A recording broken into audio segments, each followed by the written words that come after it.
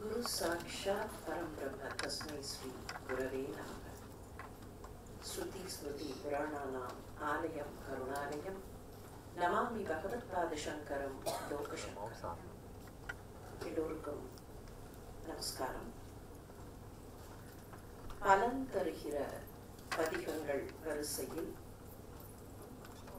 இன்றைக்கு சுந்தரமூர்த்தி சுவாமிகளின் பதிகத்தை காணப்போகிறோம். சுந்தரமூர்த்தி சுவாமிகள் திருவொற்றியூர் என்கிற திருத்தலத்திற்கு வந்தார். சென்னையின் பகுதியாக இருக்கிற திருவொற்றியூர் தான். அந்த திருவொற்றியூருக்கு வந்தபோது அங்கே சில நாட்கள் தங்கினார். திருவொற்றியூரில் சங்கிலி என்கிற ஒரு பெண், அந்த பெண் கன்னிமாடம் வைத்து திருவொற்றியூர் திருக்கோயிலில் சிவத்தொண்டு செய்து கொண்டிருந்தார். அவரும் அவருடைய தோழிமார்கள். இந்த பதிகங்கள்ல எல்லாம் என்ன இருக்கு, இந்த பழைய கதைகள்ல எல்லாம் என்ன இருக்கு என்று பல வகையாக வினாக்கள் எழுப்பக்கூடியவர்களுக்கு ஒரு வார்த்தை, இவற்றில் இல்லாதவை இல்லை. சங்கிலி நாச்சியாருக்கு திருமணம் பேசினார்கள்.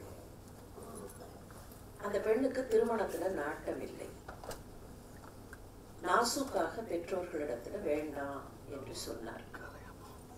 ஆனால் பெற்றோர் இல்லம்மா, எங்களுக்கு அப்புறம் உன்னை யார் பாதுகாப்பார்கள், எனவே உனக்கு திருமணம் செய்ய வேண்டும்.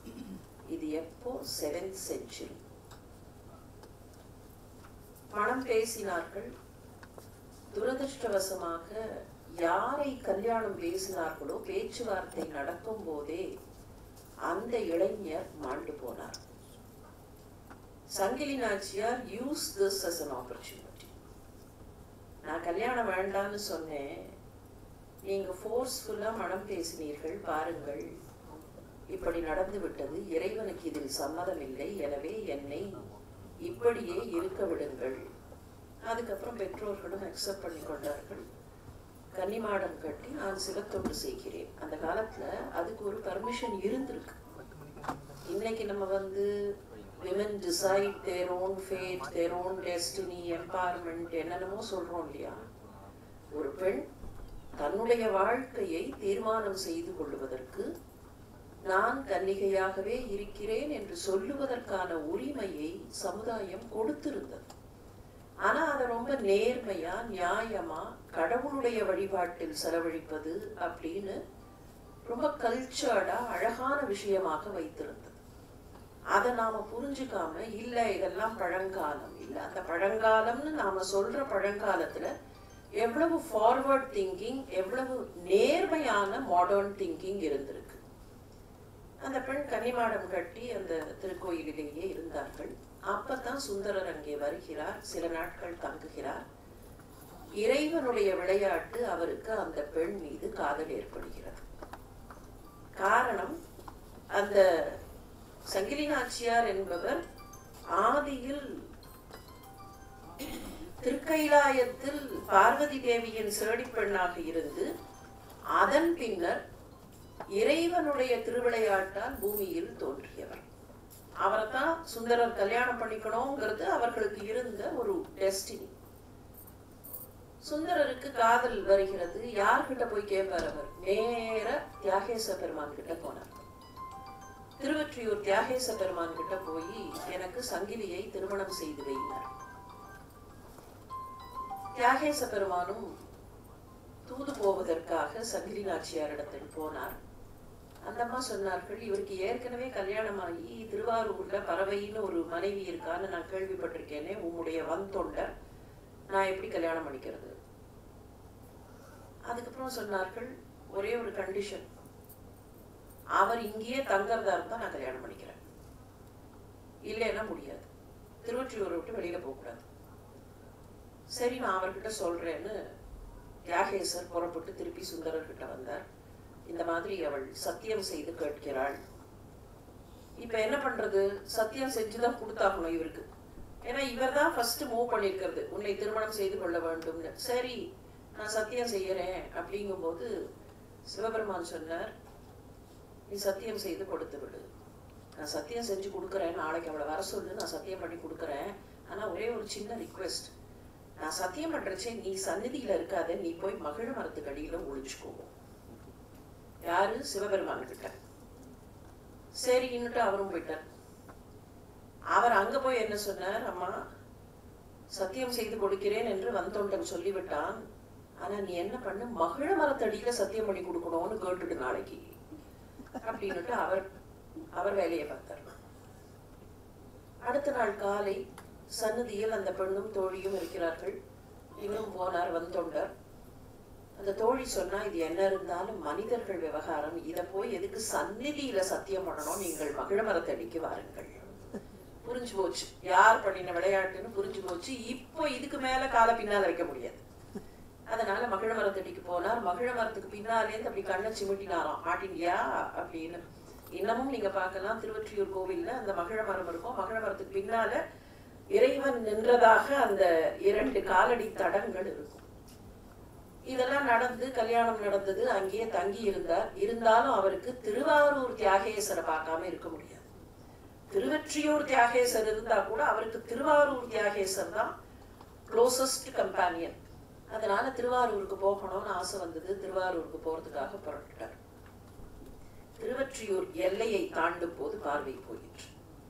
தாம் பண்ணின தப்புங்கிறது புரிஞ்சுது. சத்தியத்தை மீறுகிறோம், தப்புன்னு தெரிஞ்சது. திருவொற்றியூர் எல்லையை தாண்டும் போதே பாடினார், நான் தப்பு பண்ணிட்டேன், நான் இந்த மாதிரி லௌகீக ஆசைகள்ல கட்டுப்பட்டு உன்னை இந்த மாதிரி கஷ்டத்துக்கு ஆளாக்கி விட்டேன், மன்னித்து விடு அப்படின்னு சொல்லி பாடிண்டே அங்கிருந்து புறப்படுகிறார்.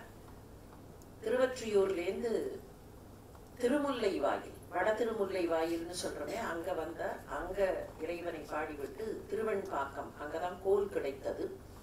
திருவெண்பாக்கத்திலேருந்து திரு ஆலங்காடு, திருவாலங்காட்டிலேருந்து திருவூரல். திருவூரல்ங்கிறது இப்ப நம்ம தக்கோலம்னு சொல்றோம் அந்த இடம். அந்த தக்கோலத்துல திருவூரல்ல பாடி இருக்கிறதாக தெரிகிறது. ஆனா அந்த பதிகம் நமக்கு கிடைக்கல. சுந்தரமூர்த்தி சுவாமிகளுடைய 100 பதிகங்கள் தான் கிடைச்சிருக்கு மொத்தமே.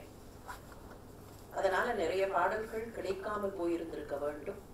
திருவூரல்ல இருந்து காஞ்சிபுரத்துக்கு போனார். காஞ்சிபுரத்தில் போய் கச்சி ஏகம்பனை எண்ணும் போதே இடது கண்ணில் பார்வை வந்தது. அந்த பதிகம் தான் இப்போது நாம் பார்க்க இருக்கிற பதிகம். கண்ணொளி பதிகம்னு பேரு.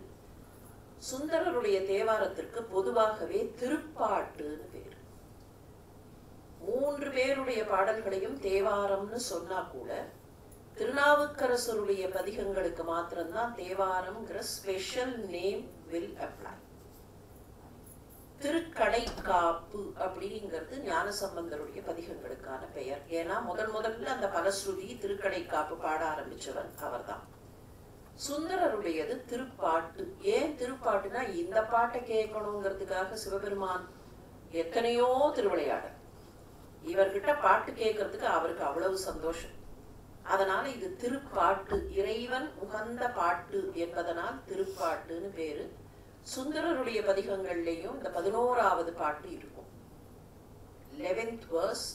அதுலேயும் அந்த பலஸ்ருதி உண்டு. 8ஆம் நூற்றாண்டை சேர்ந்தவர். 7ஆம் நூற்றாண்டினுடைய கடைப்பகுதி ஞானசம்பந்தர், நாவுக்கரசர். இவர் 8ஆம் நூற்றாண்டு, 7ஆம் நூற்றாண்டினுடைய கடைப்பகுதியில் தொடங்கி 8ஆம் நூற்றாண்டினுடைய தொடக்கம் வரைக்கும் இவர் வாழ்ந்த வாழ்க்கை. அதனால சுந்தரருடைய பதிகங்கள்லையும் அந்த திருக்கடை காப்பை பார்க்கலாம். ஆனா திருக்கடை காப்புன்னு சொல்றது இல்ல, திருப்பாட்டுன்னு சொல்றோம். தக்கேசி பண்ணில் அமைந்த பதிகம் இந்த பதிகம். கச்சி ஏகாம்பரேஸ்வரர் திருக்கோயில் கோபுரம் அது. ஆலம்தான் உகந்து அமுது செய்தானை ஆதியை அமரர் தொழுது ஏத்தும் சீலம்தான் பெரிதும் உடையானை சிந்திப்பார் அவர் சிந்தை உளானை ஏலவார் குழலாள் உமை நங்கை என்றும் ஏத்தி வழிபடப் பெற்ற காலகாலனை கம்பன் எம்மானை காண கண் அடியேன் பெற்றவாறே. ஆலம்தான் உகந்து அமுது செய்தவன். ஹாலஹாலம், பார்க்கடல்லேந்து வந்த அந்த விஷத்துக்கு ஹாலஹாலம்னு பேரு. ஹாலம்னா விஷம்னு அர்த்தம். ஹாலஹாலம்னா 2 விஷம். அது என்ன ரெண்டு விஷம் அப்படின்னு கேட்டா, ஒண்ணு வாசுகியினுடைய பாம்பு, வாசுகி பாம்பினுடைய வாயிலே இருந்து வந்த விஷம். ஒரு பாம்பை பிடிச்சு இப்படி அப்படி இப்படி அப்படியும் இழுத்தா அது என்ன பண்ணும்? அதனுடைய விஷம் ஒண்ணு. இன்னொன்னு பார்க்கடலுக்குள்ளே இருந்து வந்த விஷம். எதை போட்டு அஜிடேட் பண்ணினாலும், அப்படி அஜிடேட் பண்ணும்போது அதுக்குள்ள இருக்கிற கசடு தான் முதல்ல வெளியில வரும். அந்த கசடு தான் விஷமாக வெளியில் வந்தது. இந்த ரெண்டும் சேர்ந்தது ஹாலஹாலம். அந்த ஹாலத்தை, ஹாலம்ங்கிறது தான் ஆலம்னு வரும். அந்த ஆலத்தை உகந்து அமுது செய்தான். ரொம்ப ஆசைப்பட்டு எடுத்து சாப்பிட்டியே. விஷத்தை போய் யாராவது எடுத்து சாப்பிடுவார்களான்னா, ரொம்ப ஆசையோட வேற ரொம்ப சந்தோஷமாக அதை எடுத்து சாப்பிட்டாய். ஆதிசங்கரர் கேட்பார், ஏப்பா அது என்னன்னு நினைச்ச நீம்பர். சிவபெருமான் கிட்ட தந்தை ஸ்தானத்தில் அந்த சிவனாரை பார்த்து, அப்பா அது என்னன்னுப்பா நினைச்ச? அது என்ன ஜம்பு பழம்னு நினைச்சியா, நாவல் பழம்னு நினைச்சியா? அந்த நாவல் பழம்னா அந்த மாதிரி ஒரு வண்ணத்துல இருந்திருக்கும், உனக்கு ரொம்ப பிடிக்கும் நாவல் பழம்னா, அதுக்காக ஜம்பு பழம்னு எடுத்து அதை அப்படி விழுங்கிட்டியா? இல்ல அது ஏதாவது குளிகைன்னு நினைச்சியா? இந்த உருட்டி சாப்பிடுறதுக்கு குளிகைன்னு நினைச்சியா? அதை அப்படி எடுத்து உருட்டி அதை சாப்பிட்டிருக்கியே, விஷம்னு கூட உனக்கு தெரியலையா? அதை அவ்வளவு சந்தோஷமா சாப்பிட்டியான்னு கேட்பார். ஆலம்தான் உகந்து அமுது செய்தானே. இந்த ஆலத்தை பற்றி சொல்கிற ஒரு தனி உரிமை சுந்தரருக்கு உண்டு. சுந்தரர்னு பெயர் சொல்றோம். அவருக்கு இடப்பட்ட பெயர் நம்பி ஆரூரர். திருநாவலூர் என்கிற ஊரில் பிறந்தவர். அவருடைய தாய் வழி பாட்டனாருடைய பெயர் நம்பி ஆரூரர். திருவாரூரை சேர்ந்த நம்பின்னு அர்த்தம். அம்மாவோட ஊர் திருவாரூர். அந்த பாட்டனார் பேரைத்தான் இவருக்கு வைத்திருந்தார்கள். அதனால இவருக்கு நம்பி ஆரூரர்னு பேரு. நம்பினா உயர்ந்தவர், மேன்மைக்குரியவர் அர்த்தம். திருவாரூரை சேர்ந்த நம்பி, நம்பி ஆரூரர். ஆனா காலப்போக்கில் அவருக்கு சுந்தரர் என்கிற பெயர் யார் இட்டார்கள்னே தெரியாது. அவருடைய காலகட்டத்துல அவரை ஆரூரா அப்படின்னு தான் கூப்பிட்டு இருக்கிறார்கள். இந்த சுந்தரர்ங்கிற பெயர் எப்படி வந்ததுன்னே தெரியல. ஆனா இன்னைக்கு பரவலாக சுந்தரர், சுந்தரமூர்த்தி சுவாமிகள் அப்படின்னு தான் சொல்றோம். இதுக்கு ஒரு காரணம் சொல்லுவார்கள். திருக்கைலாயத்தில் சிவபெருமானுக்கு மிகவும் அணுக்கமாக இருந்த தொண்டர். அப்படி அணுக்கமாக இருந்த போது அந்த ஆலகாலம் அப்படி வருது, அது பறந்து தானே வருது, ஒரு ஃபியூம்ஸ் தானே ஆலகாலம்ங்கிறது. அந்த ஃபியூம்ஸ் பார்த்த உடனே பக்கத்துல இருந்த இந்த சுந்தரரை பார்த்து, அங்கத்தான் அவருக்கு சுந்தரர்னு பேரு, சுந்தரா போய் அதை எடுத்துன்னு அதை போய் இப்படி உருட்டி எடுத்து கொண்டு வந்தவர் சுந்தரர்னு கணக்கு. அதனால அவருக்கு ஆலால சுந்தரர். ஆலகாலம்ங்கிறது ஆலாலம்னு ஆகும். ஆலால சுந்தரர்னு பேரு. அந்த ஆலால சுந்தரர் தான் பூமியில் கல்யாண சுந்தரராக அவதாரம் எடுத்தார்னு கணக்கு. அந்த ஒரு ஸ்பெஷல் அஃபினிட்டி அவருக்கு அந்த ஆலகாலத்து மேல. அவர் தானே உருட்டி கொண்டு வந்தவர். ஆலம்தான் உகந்து அமுது செய்தானை ஆதியை, எல்லாவற்றுக்கும் ஆதியாக இருக்கக்கூடியவர். ஆதியும் அந்தமும் இல்லா அருட்பெரும் ஜோதியைன்னு பாடினார் மாணிக்க வாசகர். அவர் ஆதி, ஆனா அவருக்கு முன்னால தொடக்கம்னு ஒண்ணு கிடையாது. ஆதியை அமரர் தொழுதேத்தும் சீலம்தான் பெரிதும் உடையானை. தேவர்களெல்லாம் எப்போதும் வணங்கக்கூடிய நல்ல நன்மைகள், மேன்மைகள், சீலம்ங்கிறது மேன்மைகள் கொண்டவர், நிறைய மேன்மைகளை கொண்டவர். வைஷ்ணவத்துல பகவானுக்கு கல்யாண குணங்கள் பார்கள். கடவுளிடத்தில் இருக்கக்கூடிய மேன்மை மிக்க குணங்களுக்கு கல்யாண குணங்கள்னு பேரு. கடவுளிடத்தில் மாத்திரமே காருண்யம், சுவாமித்துவம் போன்ற இந்த குணங்கள் எல்லாம் தெய்வத்திற்கு இருக்கக்கூடிய குணங்கள். எவ்வளவுதான் ஒருத்தர் தப்பு பண்ணினாலும் அந்த தப்புக்காக திருந்தி மன்னிப்பு கேட்டா அதை மன்னித்து கருணை வழங்கக்கூடிய தன்மை.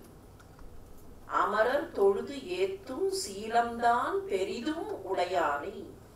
சிந்திப்பார் அவர் சிந்தை உளானை. யார் நினைத்து பார்க்கிறார்களோ அவர்களுடைய உள்ளத்தில் போய் உட்கார்ந்து கொள்ளக்கூடியவர். நினைத்தால் போரும், நினைத்தவுடன் அவர்களுடைய மனசுக்குள்ள போய் உட்கார்ந்து கொள்ளக்கூடியவர். ஏலவார் குழலாள் உமை நங்கை. காஞ்சிபுரத்துல இருக்கிற ஏகாம்பரேஸ்வரர் கோயில் அம்பிகைக்கு ஏலவார் குழலின்னு பேரு. தனிச்சந்நிதி கிடையாது. காஞ்சிபுரத்துல எந்த சிவன் கோயிலிலேயும் அம்பாளுக்கு தனிச்சந்நிதி கிடையாது. காரணம், அது காமாட்சியின் காமகோட்டி பீடம். காமாட்சி தான் அங்க ரூலிங் டெய்டி. அதனால தனி அம்பாள் சன்னதி காஞ்சிபுரத்துல இருக்காது. இருந்தாலும் ஏகாம்பரேஸ்வரர் கோவில்ல அம்பிகையை பார்க்கலாம். ஏகாம்பரேஸ்வரர் கோவிலுக்கு ஒரு ஸ்தல வரலாறு உண்டு. சிவபெருமானுடைய கண்களை அம்பிகை பொத்தினாள் கைலாயத்தில். பிரபஞ்சம் இருண்டு போயிற்று. அதற்கு பிராயஷ்சித்தம் தேடுவதற்காக பூமிக்கு இறங்கி வந்தாள். பூமியில் வந்து மாங்காட்டில் தவம் செய்தாள். அதனாலதான் ஆதி காமாட்சின்னு பேரு மாங்காட்டு காமாட்சி. அப்படி மாங்காட்டுல ஒற்றை கால்ல நின்று, ஒற்றை கால் மாத்திரமில்ல, பஞ்ச அக்னி ஏற்றி அந்த பஞ்ச அக்னிக்கு நடுவுல அவள் ஒற்றை விரல்ல நிக்கிறாள். கால் விரல் ஒரே ஒரு விரல்ல தன்னை பேலன்ஸ் பண்ணி நின்று அங்க தவம் செய்து, அதற்கு பின்னர் காஞ்சிபுரத்திற்கு சென்று அங்க கம்பா நதி கரையில், அந்த நதி அதுக்கே கம்பை அப்படின்னு பேரு, அந்த கம்பை நதி கரையில மணலால சிவலிங்கம் பிடித்து வைத்து அதை ஆராதனை செய்தாள். அவளை சோதிப்பதற்காக அந்த கம்பையில வெள்ளம் வந்துதான்.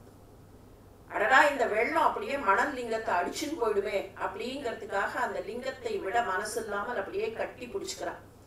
அதனால அங்க இருக்கிற ஏகாம்பரேஸ்வரருக்கு தழுவ குழைந்த நாதர்னு பேரு. அவர் அப்படியே தழுவினோன்னு அப்படியே குழைஞ்சு போயிட்டாராம். அந்த மேல இருக்கிற லிங்கபானம் கொஞ்சம் பார்த்தாக்க அதுல அந்த பள்ளம் எல்லாம் தெரியும். தழுவ குழைந்த நாதர் அவர் ஏகாம்பரேஸ்வரர். அந்த அம்பிகைக்கு ஏலவார் குழலின்னு பேரு. நல்ல மனம் வீசுகிற நறுமணம் பொருந்திய கூந்தலை கொண்டவள் ஏலவார் குழலி. ஏலவார் குழலாள் உமை நங்கை என்றும் ஏத்தி வழிபட பெற்ற. எப்படி சொன்ன, அம்பிகை தினமும் வழிபடுகிற ஏகாம்பரேஸ்வரர். நாங்கள் வழிபடுகிற மாத்திரம் இல்ல, அம்பிகை தினம்தோறும் வழிபடுகிற. ஏன்னா அவதானே பிடிச்சு வச்சு முதல்ல அந்த சிவலிங்கத்தை பிரதிஷ்டை பண்ணா. அதனால அவள் வழிபடுகிற. இதுல ஒரு டாக்டிக்ஸ் இருக்கு. கடவுளை வணங்கும் போது பராசக்தியை வணங்கி சிவனை வழிபடுவதும், தாயாரை வணங்கி விஷ்ணுவை வழிபடுவதும் முறை. நேர போய் பகவான் கிட்ட, அவர் சிவபெருமானா இருந்தாலும் சரி திருமாலா இருந்தாலும் சரி, வணங்குவது வழக்கம் இல்லை. த்ரூ ப்ராப்பர் சேனல்னு சொன்னா அம்பாள் கிட்ட தாயார் கிட்ட வணங்கித்தான் அங்க போகணும். அப்பதான் அம்மா கிட்ட கேட்டா தான் அப்பா எதையும் கரெக்டா கொடுப்பார். அம்மா கிட்ட கேட்டு அம்மா போய் ரெக்கமெண்ட் பண்ணுவா. இது பழங்காலத்து வழக்கம். நம்முடைய பண்பாடுங்கிறதே கொஞ்சம் பழங்காலத்து வழக்கம் தானே. தாயார்கிட்ட போய் கேட்கணும், அம்பாள்கிட்ட போய் கேட்கணும்னு கணக்கு. சக்தின்னு சொல்றோம். சக்தி நிபாதம்னு ஒரு வார்த்தை இருக்கு. சக்தி நிபாதம்னா என்ன? நிபாதம்னா கீழே விடுறதுன்னு அர்த்தம். சக்தி நிபாதம் அப்படின்னா சிவபெருமானுடைய அருள் சக்தி நிபாதம். அந்த அருளே கீழே வருகிறது. அவர் இருக்கிற இடத்திலே அந்த அருள் நம்மை நோக்கி கீழே வருகிறதுனா அது சக்தியாக வருகிறது. அப்ப சக்திங்கிறவளே, பராசக்தி அம்பாள் எல்லாம் சொல்றமே, அவளே சிவபெருமானுடைய அருள் தான். அதனால ஏலவார் குழலாள் அவள் வழிபடுகிற ஏகம்பன் இல்லையா? ஏகம்பனேன்னு வணங்குறதுக்கு முன்னால அம்பாள் வழிபடுகிற ஏகம்பன்.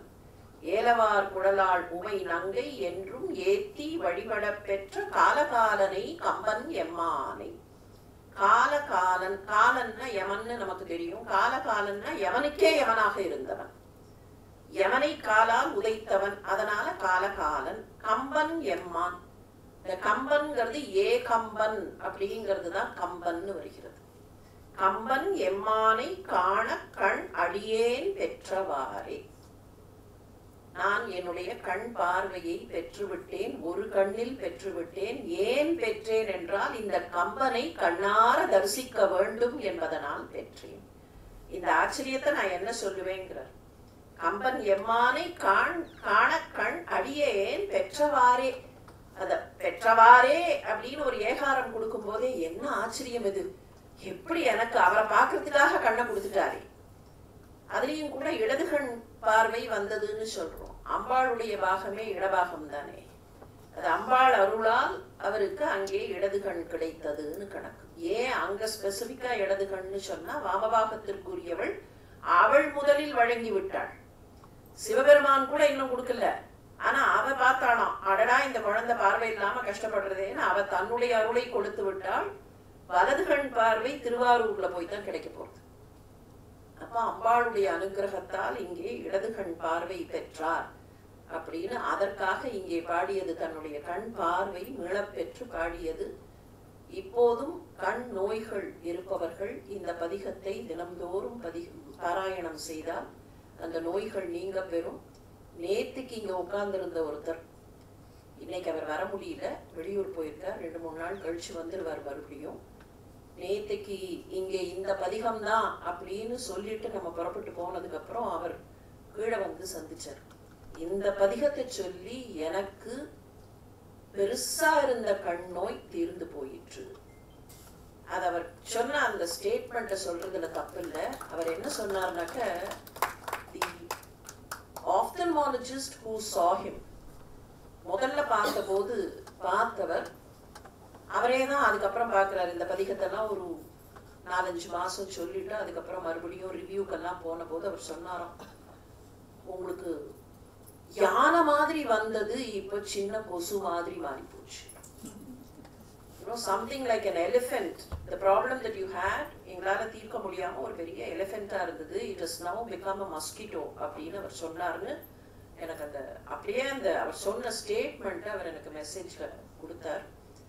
எதுக்கு சொல்றேன்னா, இப்போதும் சாத்தியம், என்னைக்கோ இல்லை, இதுக்கெல்லாம் ரெலவென்ஸ் எல்லா காலத்திலையும் உண்டு. பெரனியல் ரெலவென்ஸ் இருக்கக்கூடிய பதிகங்கள் இது. அந்த ஏகாம்பரேஸ்வரர் சன்னதியில இருக்கக்கூடிய விமானம், உற்றவர்க்கு உதவும் பெருமானை ஊர்வது ஒன்று உடையான் உம்பர் கோனை பற்றினார்க்கென்றும் பற்றவன் தன்னை பாவிப்பார் மனம் பாவிக்கொண்டானை அற்றமில் புகழாள் உமை நங்கை ஆதரித்து வழிபடப் பெற்ற கற்றைவார் சடை கம்பனை எம்மானை காணக்கண் அடியேன் பெற்றவாறே. ரொம்ப எளிமையான தமிழ், ரொம்ப கஷ்டப்பட வேண்டிய தமிழே கிடையாது. இதெல்லாம் நாம இன்னைக்கு புழக்கத்துல என்ன சொல்றோமோ அதே வார்த்தைகள் தான்.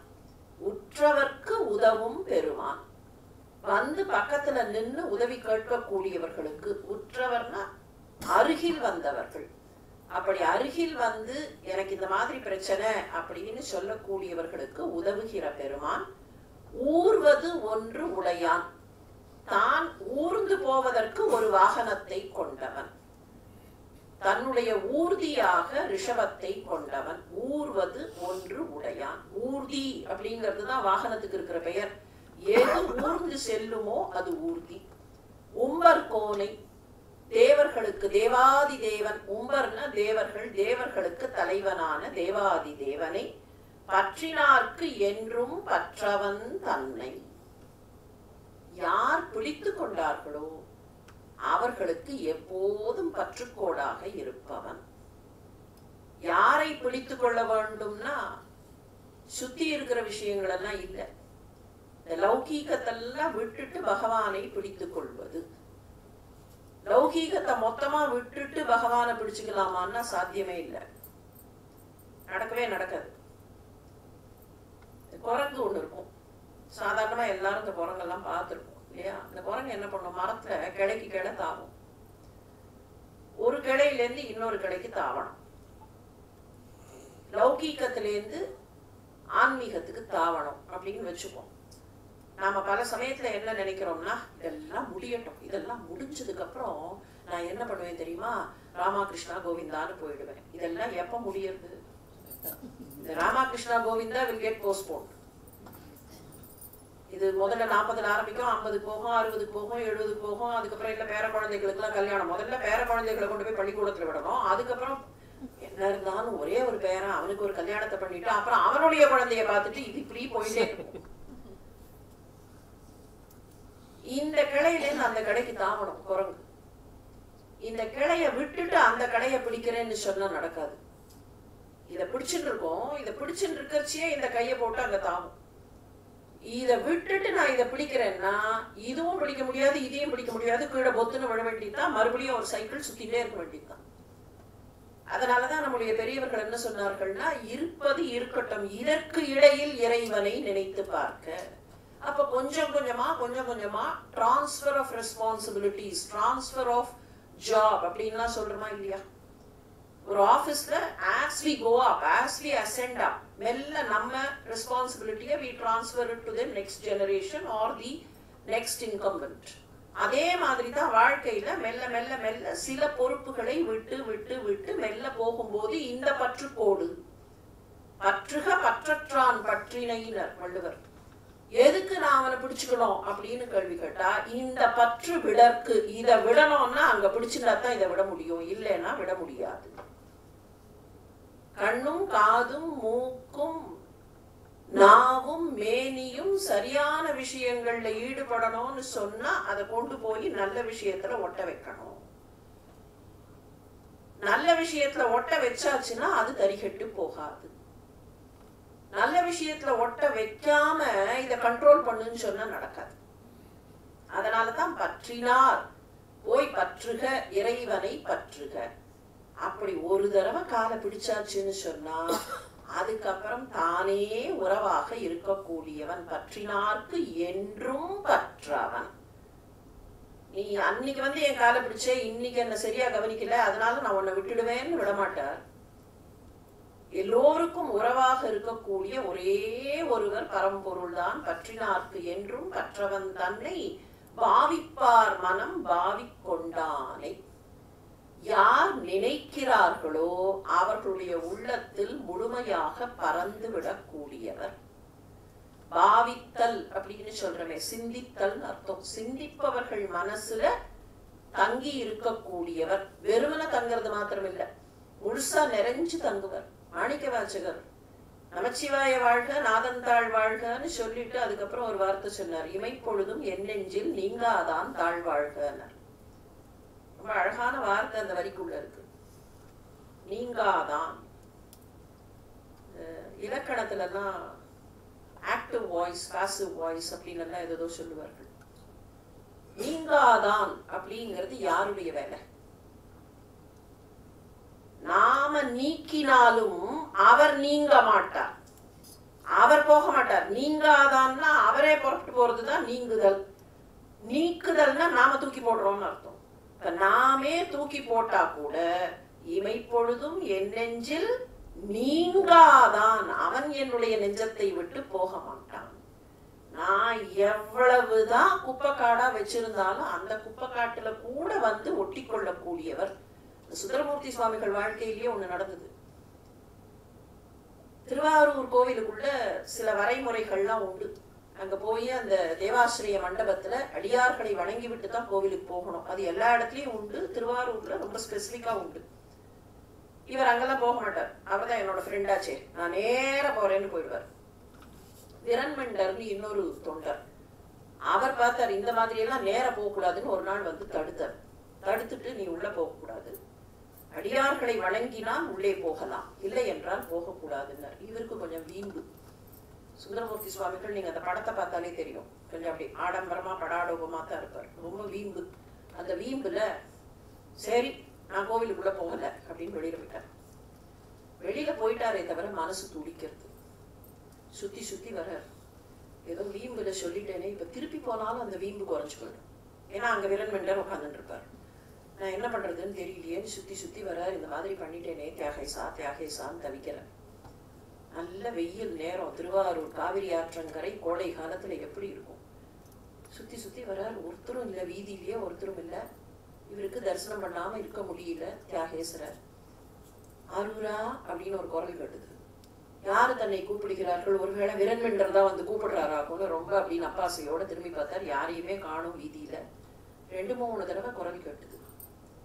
எங்க குரல் கேட்கிறது? எங்கேயோ ஒசரத்திலேருந்து வருதே அப்படின்னு மேல நிமிர்ந்து பார்த்தா வடக்கு கோபுரத்துல வந்து ஒட்டி கொண்டு காட்சி கொடுத்தார் திருவாரூர் தியாகேசன்.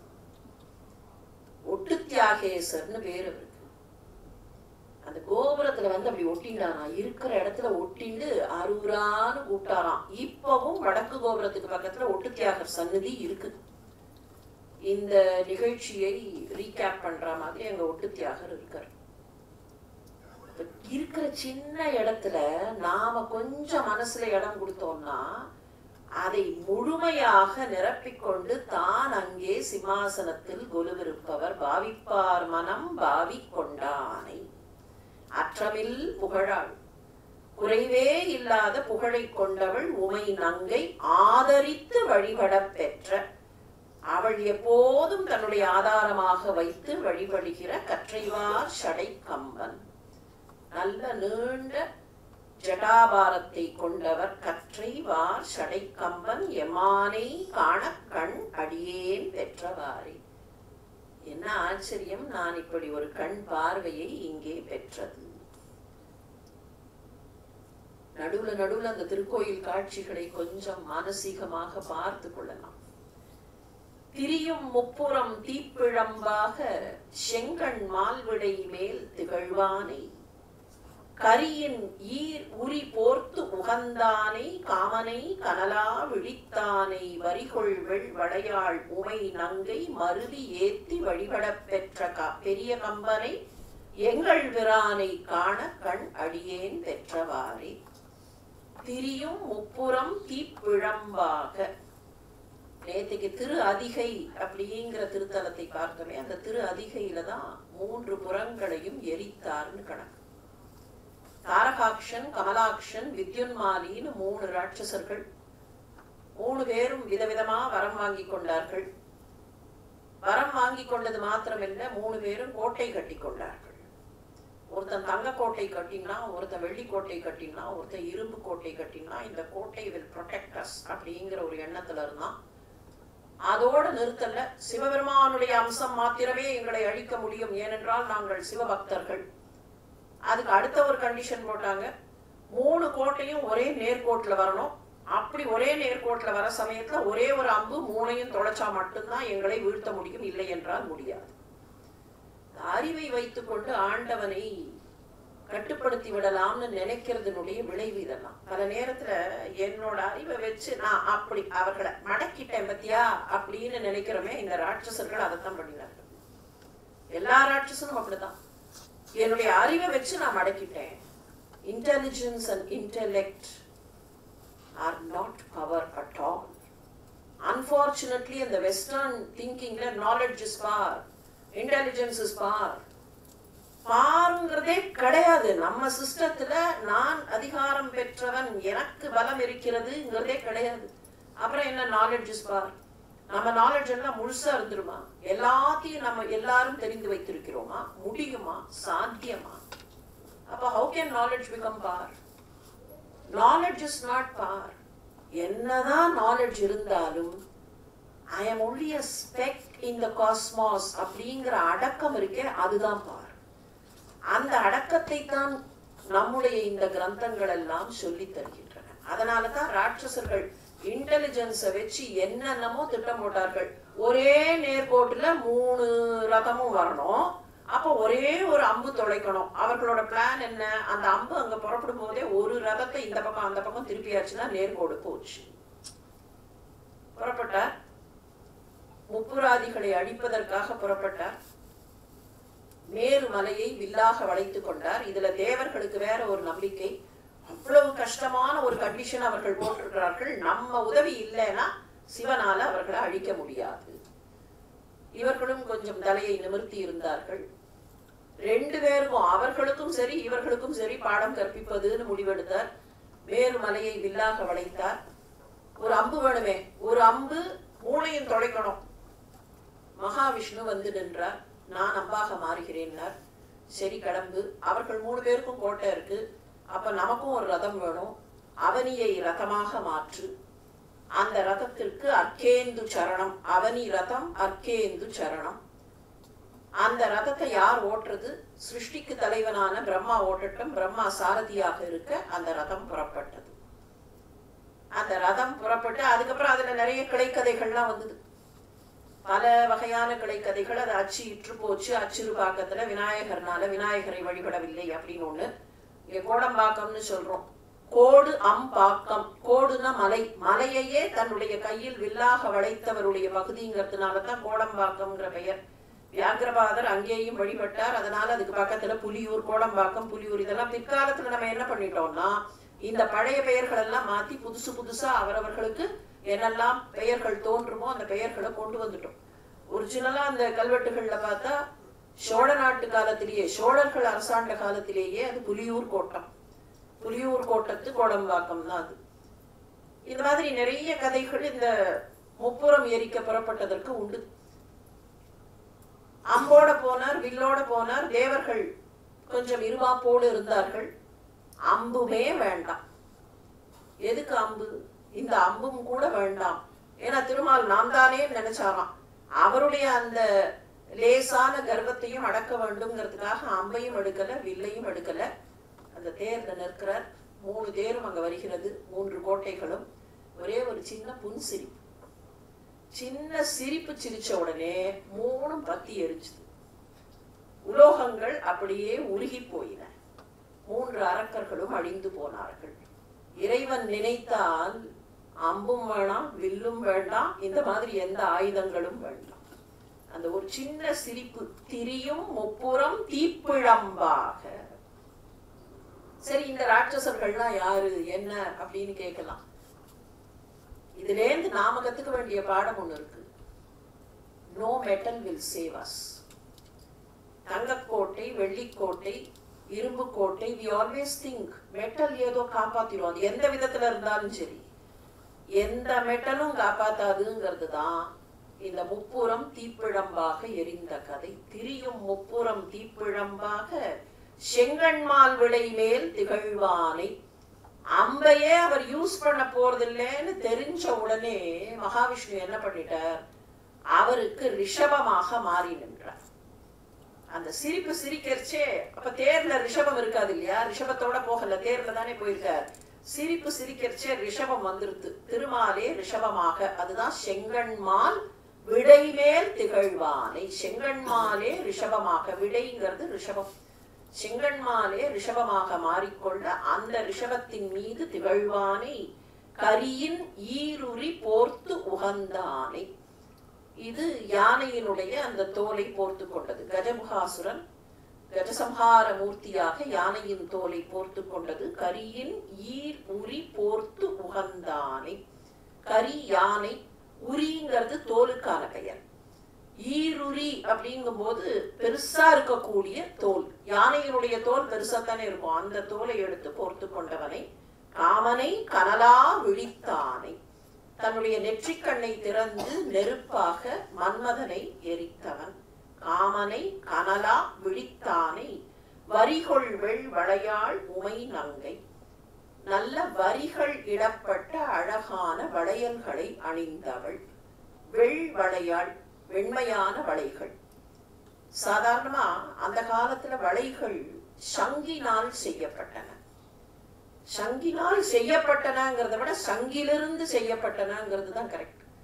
சங்க அப்படியே கட் பண்ணினா, முழுசா இருக்கிற சங்க கட் பண்ணா நடுவுல இருக்கிற போர்ஷன் அப்படியே வட்டமா கிடைக்கும். அதுதான் சங்கருப்பது எங்கள் குலம், சங்கதனை கீர் கீர் என அறியும் கீரனோ என் பாட்டில் குறை கண்டவன் வருமே. சங்கை, அந்த ட்ரேடிங் கம்யூனிட்டி, நெய்தல் நிலத்துல இருந்த ட்ரேடிங் கம்யூனிட்டி கோஸ்டல் ஏரியால அவர்கள் அதை வைத்து ஆபரணங்கள் செய்வார்கள். அதனால சங்குங்கிற பேரே வளையலுக்கு உண்டு. அந்த சங்குலேருந்து கட் பண்ணி எடுக்கும் போது அதுல அந்த சங்கினுடைய வரிகள் எல்லாம் இருக்கும். அதுதான் வரிகொள் வெள் வளையாள். சங்கு வெண்மையாக இருக்கும். வரி கொண்ட வெண்மையான வளையல்களை அணிந்த உமை நங்கை மருதி ஏத்தி வழிபட பெற்ற.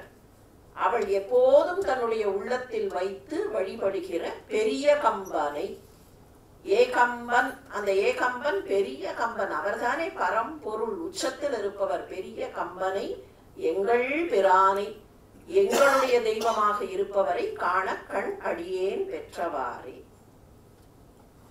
இதுதான் அந்த திருக்கோயில்ல ஏகம்பன் அப்படிங்கிற பெயர் வருவதற்கான காரணம். இந்த மாமரம் இருக்கும் அங்க, ஏக ஆம்ரம், ஏகாம்பரேஸ்வரர் அப்படிங்கிறது தான் அவருடைய பெயர். ஏக ஆம்ரத்தின் கீழ் இருப்பவர். ஒற்றை மாமரம். அந்த ஒற்றை மாமரத்துல 4 கிளைகள் இருக்கும். 4 கிளைகளும் 4 விதமான சுவையில் பழங்களை தரும். 4 மறைகள்னு கணக்கு. அந்த 4 மறைகள் கொண்ட ஒற்றை மாமரத்தின் கீழ் இலங்குபவர். அங்கதான் அந்த கல்யாண கோலம். தழுவ குழைந்த நாதரை அப்படியே பிடிச்சுட்டு இருந்தாளா இல்லையா? சிவபெருமான் வந்து அவளை ஏற்று திருமணம் செய்து கொண்டது இந்த இடத்துலதான். அந்த ஏகாம்பரத்துக்கு கீழே தான் அந்த சன்னதி இருக்கும். ஏக ஆம்ரம், ஏகாம்பரேஸ்வரர் அப்படிங்கிறது தான் ஏகம்பன். கம்பு அப்படின்னா ஒரு மரம் அப்படின்னு அர்த்தம். ஒற்றை மரத்திற்கு கீழே ஏகம்பன் அப்படிங்கிறது வந்தது. ஏக கம்பு, ஒற்றை மரத்திற்கு கீழே இருப்பவர் அந்த ஏகாம்பரேஸ்வரர். குண்டலம் திகழ் காதுடையானை, கூற்று உதைத்த கொடும் தொழிலானை, வண்டலம்பு மலர் கொன்றையினானை, வாழ் அரா மதி சேர் சடையானை, கெண்டயம் தடக்கண் உமை நங்கை கெழுமி ஏத்தி வழிபடப் பெற்ற கண்டம் நஞ்சுளை கம்பன் எம்மானை காண கண் அடியேன் பெற்றவாறே. குண்டலம் திகழ் காது உடையான், ஒரு காதில் ஆண் அணியக்கூடிய குழையையும் இன்னொரு காதில் பெண் அணியக்கூடிய குண்டலத்தையும் அணிந்தவர். அர்த்தநாரியாக ஒரு பக்கத்துல பார்த்தா அவருடைய வலது காதுல இருக்கக்கூடிய அந்த குழை ஆண்கள் அணியக்கூடியதா இருக்கும், இடது காதுல இருக்கிறது பெண்கள் அணியக்கூடியதா இருக்கும். குண்டலம் திகழ் காது உடையானை, கூற்று உதைத்த கொடும் தொழிலானை. கூற்று யமன், யமனை தன்னுடைய காலால் உதைத்தாரே அந்த கொடுமையான தொழில். பக்தர்களை காப்பாற்றுவதற்காக சில நேரத்தில் கொடுமையை அவர் செய்கிறார்.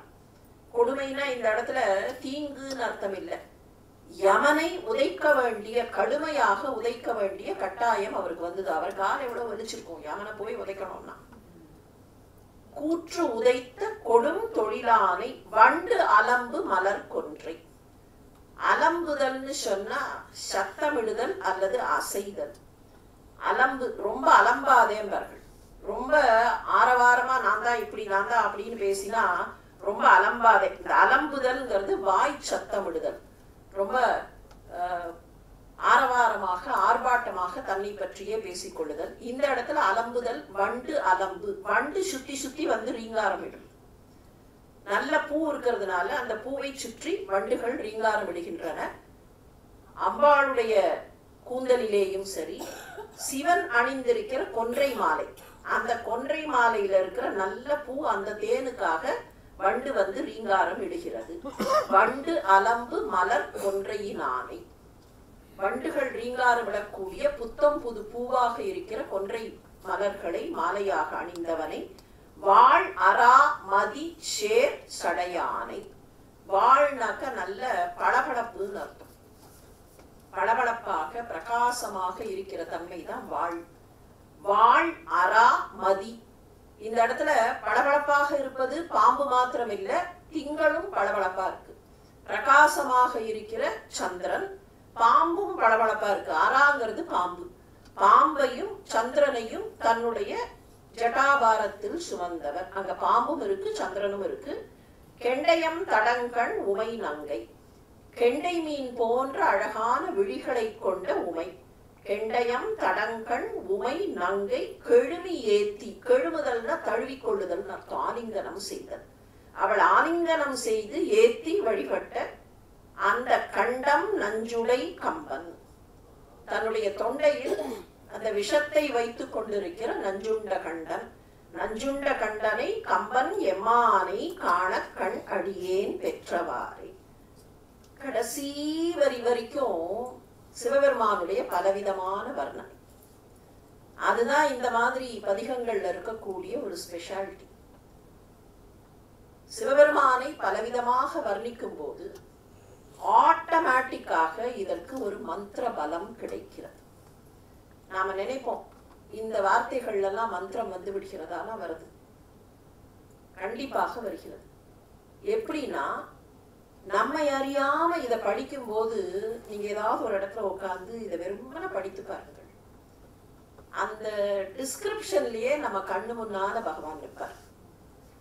நாம கோவிலுக்கு போறோமோ இல்லையோ, இத படிக்க படிக்க படிக்க பாவித்தார் மனத்தில் பாவிக்கொண்டானாக அவர் வந்து அங்க நிற்பார். மானசீகமாக நம்ம முன்னால அந்த பகவான் நிற்கிற ஒரு பெரிய மேஜிக் தான். அந்த மேஜிக்கை தான் இந்த பதிகங்கள் செய்கின்றன.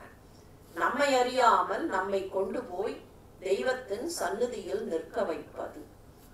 அதனாலதான் இந்த மகான்கள் பாடியிருக்கக்கூடிய அந்த வார்த்தைகளுக்கு அவ்வளவு விசேஷம். வெல்லும் வெண் மழு ஒன்று உடையானை, வேலை நஞ்சுண்ட வித்தகன் தன்னை, அல்லல் தீர்த்து அருள் செய்ய வல்லானை, அருமறை அவை அங்கம் வல்லானை, எல்லையில் புகழாள் உமை நங்கை என்றும் ஏத்தி வழிபடப் பெற்ற நல்ல கம்பனை எங்கள் பிரானை காணக்கண் அடியேன் பெற்றவாறே. வெல்லும் வெண் மழு, கையில் மான் மழு ஏந்தியவர். மழுங்கிறது கோடரி. கோடரின்னு சொல்றமே அந்த அந்த ஆயுதம் தான் மழு. அந்த மழுவை கையில் வைத்திருப்பார். பரசுராமரும் கையில் அந்த மழு வைத்திருந்தார். அதனாலதான் அவருக்கு பரசுராமர்னு பேரு. கையில் மழு வைத்திருப்பார். இந்த மழுக்கு என்ன அர்த்தம்னா, நம்ம வேண்டாத பற்றுகளை, அவர் காலடியில போய் விழுந்தாச்சுன்னா நம்மை வேண்டாம கட்டி போட்டிருக்கிற பற்றுகளை வெட்டுவார். நம்ம எங்கெங்கயோ சிறைப்படுத்தி வைத்திருக்கக்கூடிய வேண்டாத விஷயங்கள் அதையெல்லாம் கட் பண்றதுக்கு தான் அந்த மழு அவர்கிட்ட இருக்கும். வெல்லும் வெண் மழு ஒன்று உடையானை, வேலை நஞ்சுண்ட, வேலைனா கடல்னு அர்த்தம். கடலிலிருந்து கிடைத்த நஞ்சு, பார்க்கடலிலிருந்து கிடைத்த ஆலகால நஞ்சை உண்ட வித்தகன் தன்னை, அதை ரொம்ப சாமர்த்தியமாக எடுத்து சாப்பிட்டார். வித்தகர்னா வல்லமை மிக்கவர், சாமர்த்தியம் மிக்கவர். somebody who is very capable. யாராவது விஷத்தை சாப்பிடுவார்களா? இவர் விஷத்தை சாப்பிட்டாரே. வேலை நஞ்சுண்ட வித்தகன் தன்னை, அல்லல் தீர்த்து அருள் செய்ய வல்லானை. யாருக்கு என்ன துன்பம் இருந்தாலும் அந்த துன்பங்களை தீர்த்து அவர்களுக்கு கருணை காட்டக்கூடியவரை. அருமறை அவை அங்கம் வல்லானை. அருமறை தெரியும், 4 வேதங்கள். இந்த வேதங்களுக்கு அங்கங்கள்னு உண்டு. ஒவ்வொரு வேதத்துக்கும் அங்கம், ஆரங்கம்னு சொல்லுவார்கள். 6 விஷயங்கள் இருந்தா தான் வேத உச்சாடனம் சரியாக அமையும். அதனாலதான் அந்த 6ல நிருப்தம், சிக்ஷை, வியாக்கரணம் இதெல்லாம் உண்டு. எப்படி அந்த வார்த்தையை சொல்லணும், அந்த வார்த்தையினுடைய ரூட் என்ன, அதை கனமா பாராயணம் பண்ணும்போது எப்படி, ஜட்டமா பாராயணம் பண்ணும்போது எப்படி, எப்படி அடுத்த வார்த்தையோட சேர்த்தா அது வரும், இந்த மாதிரியான விஷயங்கள் தான் ஆரங்கங்கள். There are 6 components. 4 வேதங்கள், 6 அங்கங்கள். இதுக்கு உப அங்கங்கள் வேற உண்டு. அந்த உப அங்கங்களுக்குள்ள இப்ப போக வேண்டாம். ஆனா உப அங்கங்கள் உண்டு. இங்க சாங்கோபாங்கம் அப்படின்னு ஒரு வார்த்தை உண்டு. இப்பெல்லாம் எப்படி பயன்படுத்துறோம்னா, சில சமயத்துல யாராவது நல்லா அழகா உட்காந்து சாப்பிட்டா கூட சாங்கோபாங்கமாக சாப்பிட்டார். இந்த சாங்கோபாங்கமாக வேத அத்தியனம் செய்தார்ங்கிறது தான் முறை. அங்க உபாங்கமாக வேத அத்தியனம் செய்தல். அத்தியனம் பண்ணும்போது அங்கத்தோடும் உபாங்கத்தோடும் செய்ய வேண்டும். சரியான உச்சாரணம் வரணும்னாக்க அதுதான் அந்த சாங்கோபாங்கம். 4 வேதங்களும் 6 அங்கங்களும் மிக மிக முக்கியமானவை. ஆரங்கம் இல்லாமல் வேதம் இல்லை. இந்த வேதத்தையும் அங்கங்களையும் சரியாக சொல்லக்கூடிய மாத்திரமல்ல, அவற்றை வெளிப்படுத்தக்கூடிய இறைவன். அருமறை அவை அங்கம் வல்லானை. அவர்கிட்ட இருந்துதானே வேதங்கள். அதனால் அந்த வேதத்தையும் அங்கங்களையும் வெளிப்படுத்தக்கூடியவனை. எல்லையில் புகழாள் உமை நங்கை, எல்லையில்லாத புகழை கொண்டவளான அந்த உமாதேவி என்றும் ஏத்தி வழிபட பெற்ற, அவள் தினம்தோறும் வழிபடுகிற நல்ல கம்பனை எங்கள் பிரானை. நல்ல கம்பனையினர், இவர் நல்லவர். போய் நின்றால் அவர்களுக்கு என்ன வேண்டுமோ அதை கொடுக்கக்கூடியவர். நான் இந்த ஊர் எல்லைக்குள்ள வரும்போதே எனக்கு பார்வையை கொடுத்தார்னு சொன்னா, அப்போ இவரை வழிபட்டால் என்னவெல்லாம் கிடைக்கும். நல்ல கம்பனை எங்கள் பிரானை காண கண் அடியேன் பெற்றவாறே. அதே ஏகாம்பரம் தான். திங்கள் தங்கிய சடை உடையானை, தேவதேவனை, செழுங்கடல் வளரும் சங்க வெண்குடை காதுடையானை, சாமவேதம் பெரிதும் உகப்பானை, மங்கை நங்கை மலைமகள் கண்டு மருவி ஏத்தி வழிபடப் பெற்ற கங்கையாளனை, கம்பன் எம்மானை காணக்கண் அடியேன் பெற்றவாறே. திங்கள் தங்கிய சடை உடையான் தெரியும், பிறைச்சந்திரனை சூடியவர். தேவதேவன், தேவாதி தேவனாக இருப்பவர்.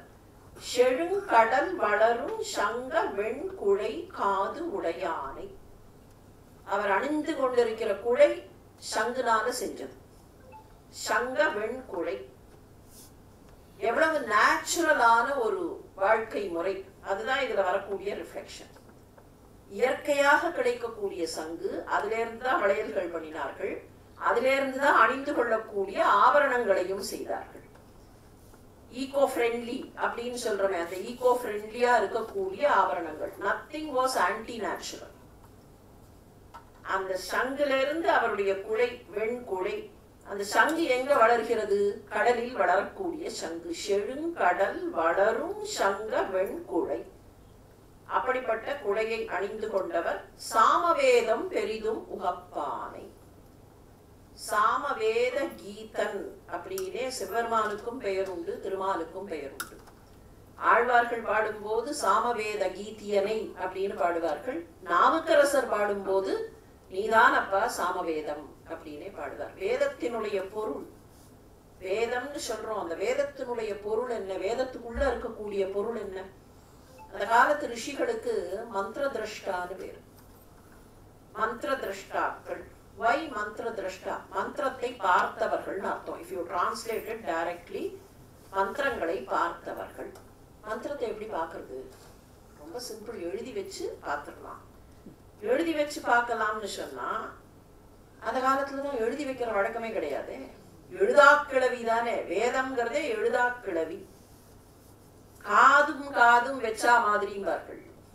அது என்ன காதும் காதும் வச்சா மாதிரினா, குரு காதுல சொல்ல அது அப்படியே டிரான்ஸ்மிட் ஆகுதான். அது வெளியில வந்து கூட போகல, அப்படியே டிரான்ஸ்மிட் ஆகுதுன்னா அப்படி பிராக்டிக்கலா பயிற்றுவிக்கப்பட்ட வேதம்.